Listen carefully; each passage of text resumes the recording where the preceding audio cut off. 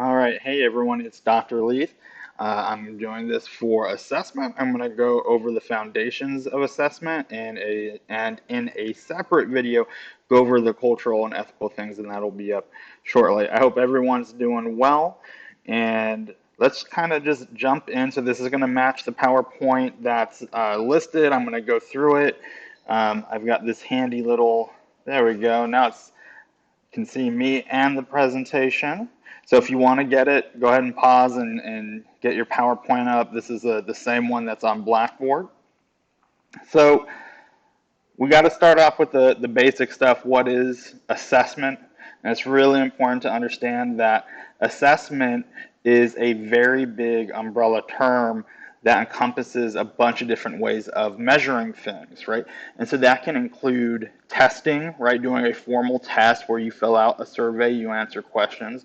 It can be an observation, right? If someone goes into, for example, a classroom and observes a student, right? Or you watch a couple try and figure something out. Your mental status exams and interviews, the clinical dialogue, right? So it's a lot of different things. So when someone says they did an assessment or you're being requested to do an assessment, it can be any number of things. What they all have in common, though, is that you are collecting information and there's some degree of interpretation.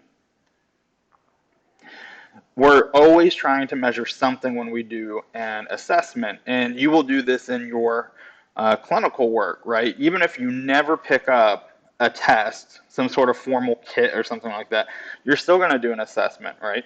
And that includes finding a baseline, right? Establishing what is the presenting issue, how bad is it, how good is it, what's the change over time, right? Because we would expect in counseling for things to improve somehow and the magnitude of that change.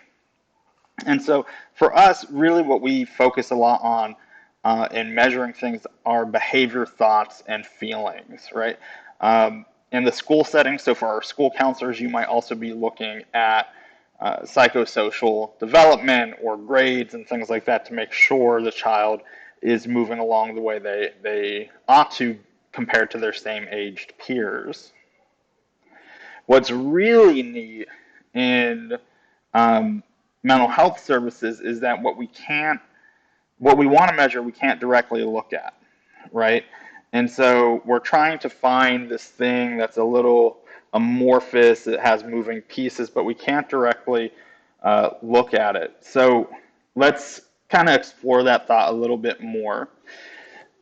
In the medical field, I can directly observe certain aspects of your health, right? Your height, your weight. I can look at blood type. I can look at cholesterol, things like that. In fitness, we can look at how strong a person is or how fast they are. But in psychology, we can't directly look at any one thing, right? We can't just look at what's your intelligence, right? I can't put something under a microscope and say this person is that intelligent or what personality traits do they have. It's not directly observable. So if someone came to you and said, for example, is this person fit to practice, right? So think of our own fitness to practice policies. Or do you think this person would be a good candidate for this job? Do you think this person is likely to recover from this problem? Well, we can't just look at the person and tell. This type of thing that we're talking about is called a latent construct. It's not directly observable. So we have to look at all the pieces around it, right? And that's where we have the instruments. So, for example, if someone came to me and said, we want you to determine if this person is a kind person, what would I do? Well, I can't just look at them and tell, but it might be that I observe them doing kind things, right? They're nice to other people, they're helping out, they're giving, they're trying to improve the lives of others. So it's not that I'm looking directly at their level of kindness, I'm looking at their behavior and the things around it, and if they have a high level of kindness, then I see a lot of kind behaviors. So another example would be intelligence. Um, these things, they manifest in response to the assessment. So if I want to know if someone was good at math, right? Well, I can't just look at a person. Um, I can't just ask them, are you good at math, right? But if I gave them a math problem and they're able to answer it correctly and they're able to do it quickly, and I give them a harder math problem and they answer that correctly, and so on and so forth, then I can kind of surmise that they're good at math. IQ tests are the same way. You're asked several questions, and as this person keeps getting them right, we start figuring out, yeah, they have a high IQ, right? If they were to have a weak IQ or a reduced IQ and things like that, then we would expect them to get fewer things correct. So the stuff that we're trying to measure in counseling, we can't just look at. We have to gather it by asking questions, by observing. And this will most often take the form of you doing your clinical work when you're in session with the person and you're asking them questions. If you want to know about their ability to maintain relationships, it might be, tell me about your current relationship, your last relationship, the relationship before that. How did they all end? What was good about them? What about non-romantic relationships? If you're doing career counseling, right? Tell me about your current job and what you like and don't like about it. Your past jobs, things like that. So we're gathering all this information and trying to piece it together. So when do we do an assessment? You start assessing the minute that person starts to make an appointment with you, right? What's really important to know is that assessment is always ongoing. Now, we're going to spend the first half of this semester going over the specific tests and things like that. I'm not saying that you're giving a person a sheet of paper every single session and doing a test every time you meet with them. What I am saying is that you're always gauging the person. How are they compared to the previous session? How are they compared to the session before that? How are they compared to a month prior, right? So you're always asking, how is this going?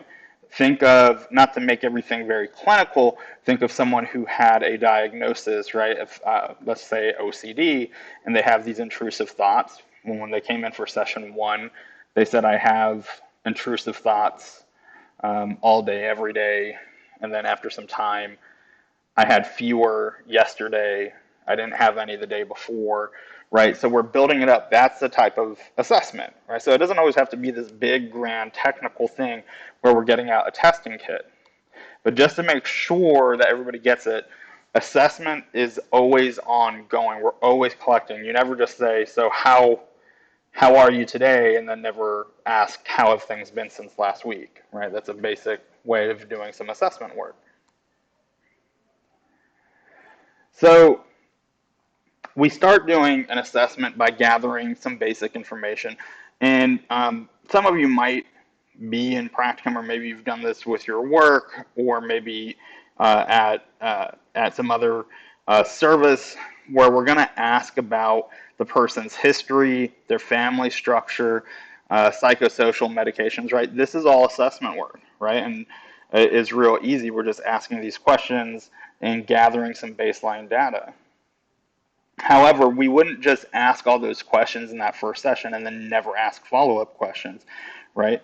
So we ask the next time. School counselors, you might be asking, how was class today? How was school yesterday, right? We're always going through it. Now, there's that form of assessment that's ongoing, and there's also a discrete assessment, which I'll go over in a second.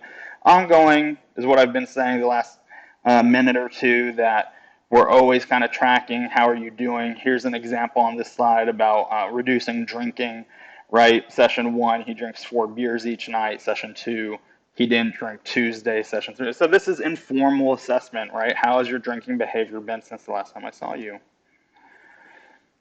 Let's skip over this. I think everybody's probably got the point.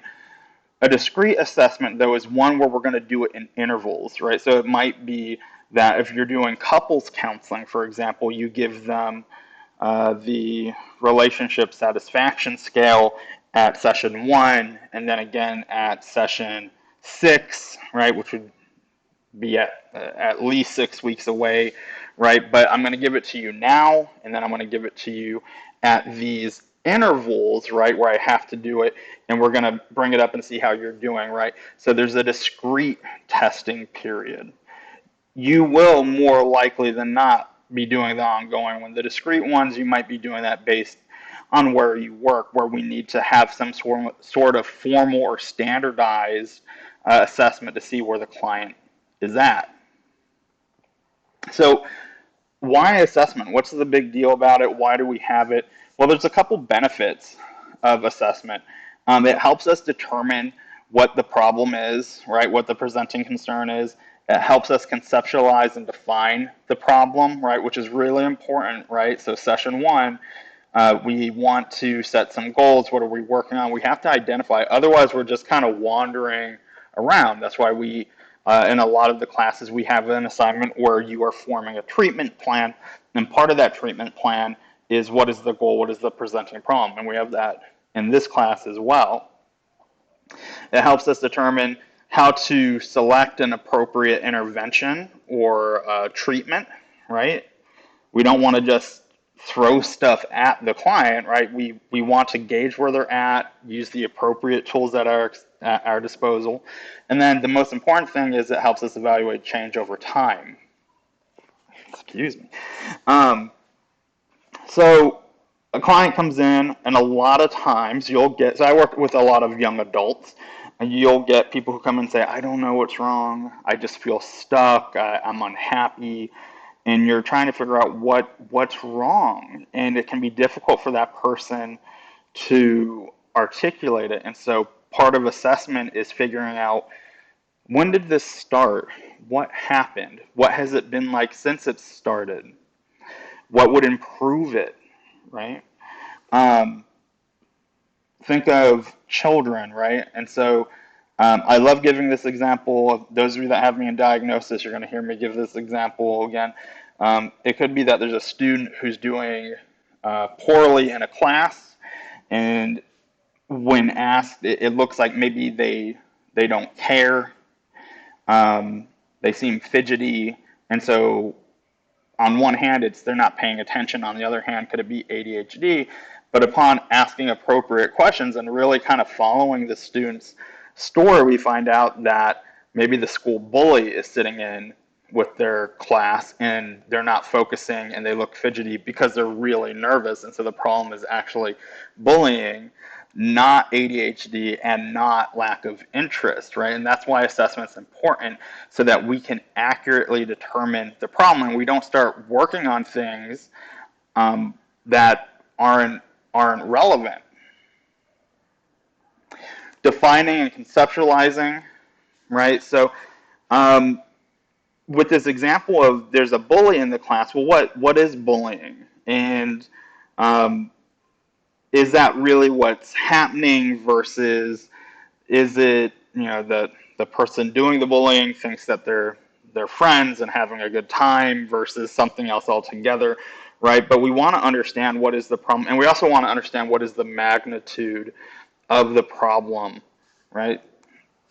That also helps your client a lot to understand what's going on. There can be a lot of relief and catharsis in understanding I'm not broken, I'm not crazy, there's nothing wrong with me, here's the situation, and I just never really understood what it is. Treatment, right? So this is the big one.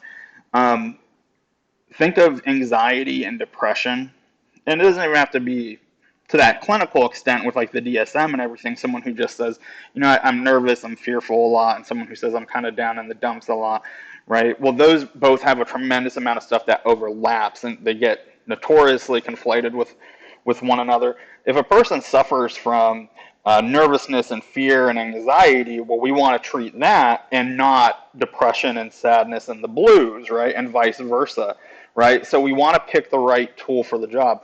Now, that should go without saying, right? A lot of you might be watching this, rolling your eyes and saying, oh my goodness, like, I get it. It should say something that I'm harping on it this much, though, because far too often there are counselors who will just say, the problem is this, and this is the way to fix it, right? And while, yes, there can be best practices for treating a particular problem, you also have to take into account that individual client, right? So part of assessment is their age and stage, their development, their contextual factors, cultural factors, right? And we want to ask enough questions to understand what we're dealing with, and we're not just saying, oh, you cry a lot, that's depression, so let me come up with a depression treatment plan. What if they're crying a lot because it's like, well, I'm isolated and alone, and I'm having a hard time adjusting after this big move or something? And evaluate, right? The whole point of counseling, no matter what the issue is change, right? Change has to happen for counseling to be effective. Put another way, your counseling is effective if there is change, right? So compared to session one or before counseling, is your client less anxious? Is the child more in control of their behavior? Has the substance use reduced or stopped, right? So we adjust based on this, and this happens. Part of counseling is learning from your mistakes and also learning what works with your client. One of my areas of expertise is eating disorders, and I've come up with what I thought were really brilliant treatment plans for an eating disorder, and the person, they're not changing a whole lot, and they'll say, well, what's going on? What do you think about this? And when they say, I want to change. I don't doubt there's a problem. I don't doubt that you want to help, but this was not helpful for me, right? And so that's good information, right? Because I don't want to keep doing what doesn't work, and certainly my client doesn't either, right? So we want to measure change over time and see where we can improve. And if there's an issue, what is it? It could be, you could be the world's best counselor and you have the best treatment plan, but maybe it's the wrong time for your client to be in counseling. Or maybe there's some external factor in their life that's preventing the change, and maybe we need to focus on that, right? So we want to evaluate, we want to make sure what we're doing is working. So this is stuff that kind of comes out of chapter one. The takeaway here, what I want you to know is, why is assessment important? Really understand that this is not just test giving and test scoring, and that is a type of assessment, but it is not the only form of assessment. How can we find assessments? And this is really important. I want you to highlight it, write it down, put it on a Post-it note with all your books and everything like that. The Mental Measurement Yearbook, and that's something that we're going to go over in a couple weeks. That is a database of all commercially available assessments and things like that, and it's a really good benefit to understand how it works. So Mental Measurement Yearbook, it's a list of all the different types of assessments that we can do. And how has assessment developed over time. That's about it for this presentation. I hope everybody's well. Let me see if I can get this. There we go. I hope everyone's doing well. The next one will be posted shortly where I go over cultural and ethical considerations. Take care, and I'll talk to you soon.